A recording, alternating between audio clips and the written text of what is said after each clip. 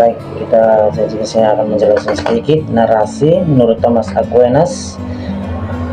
Hukum moral yang bersumber dari kodrat manusia atau hukum kodrat dan pemerintahan yang baik tidak boleh bertentangan. Hukum manusia atau lex humana yang adil harus berdasarkan hukum kodrat. Dari sini kita dapat memahami hak dan kewajiban dasar setiap manusia yang melekat pada kodratnya sebagai makhluk rasional yang mencari kebaikan atau bonum. Yang baik, yang berikut kita masuk ke dasar kodrat. Dasar kodrat menurut Aquinas, yang pertama itu melestarikan hidup atau John Vers Vieta. Yang kedua itu melanjutkan keturunan atau mengasuh anak. Yang ketiga mencari kebenaran. Yang keempat itu hidup dalam masyarakat. Yang berikutnya itu kita masuk ke kewajiban yang lahir. Yang pertama itu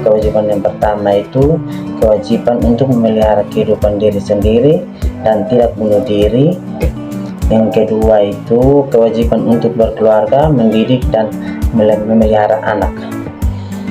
Kewajiban yang ketiga itu untuk belajar mencari ilmu dan mendekatkan diri kepada Tuhan atau kebenaran tertinggi.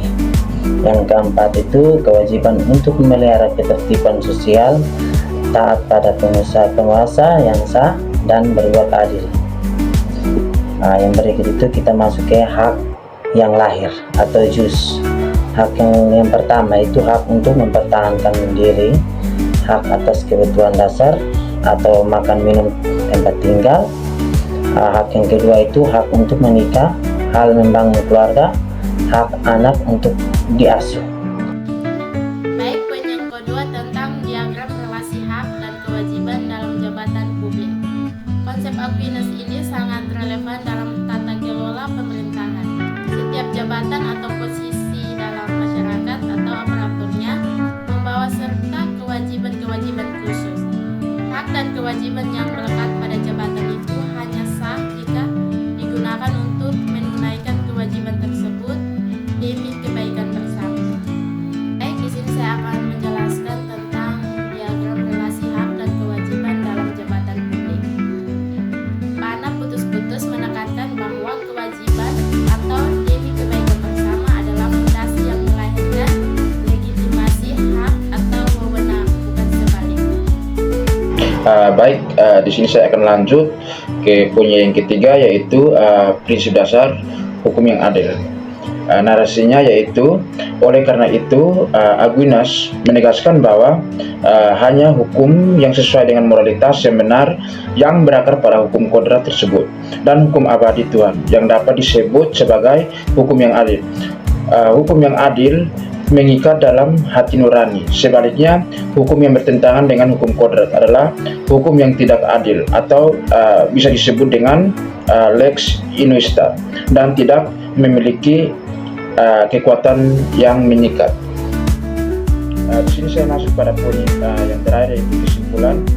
Di sini Thomas Aquinas sendiri mengatakan bahwa pemikiran Thomas Aquinas memberikan fondasi atau filosofis yang kuat bahwa hak asasi manusia bersumber dari kewajiban kodratnya dalam negara. Hak dan wewenang penguasa maupun warga negara harus dilihat sebagai dua sisi dari satu mata uang yang sama, yaitu pelayanan terhadap kebaikan bersama dan hukum moral yang objektif. Pemerintahan yang sah adalah menghormati hierarki hukum ini, di mana hukum positif melayani hukum moral dan hak individu selalu berimbang dengan kewajiban sosialnya.